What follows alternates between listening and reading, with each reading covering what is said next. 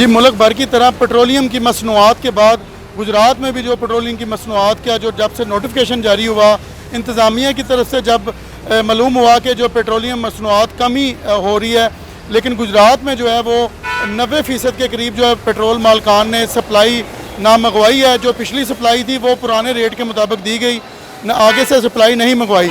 मज़ीद बताता चलूँ कि 10% जो है पेट्रोल पम्प पर सप्लाई जारी है।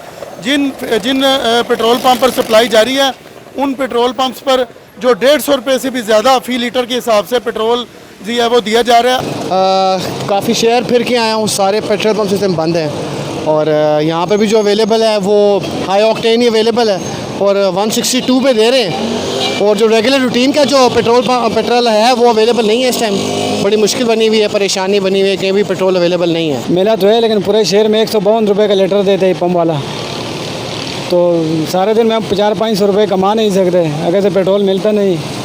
तो सारे घूम फिर के भी सवारी में रास्ते में सारे पेट्रोल ख़त्म। अभी डलवा 152 रुपये में लीटर दिया उन्होंने, 152 रुपये। वो इश्तिहार लगाए उन्होंने खुद।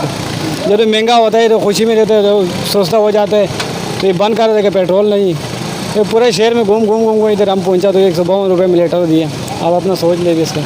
अब नादरा के पासपोर्ट आए थे तो वापसी जाना है तो मजबूरी से लेना पड़ा। सपोर्ट तो किया लेकिन अब गवर्नमेंट को देख के यही सूरत हाल लग रही है कि सारे करप्ट होते हैं, कोई भी नहीं ठीक होता। शहरियों का कहना है कि वज़ीर आला पंजाब, वज़ीर आज़म पाकिस्तान से उन्होंने मुतालबा किया है कि पेट्रोलियम मसनूआत बढ़ाई जाएँ, उनको बहाल की जाएँ।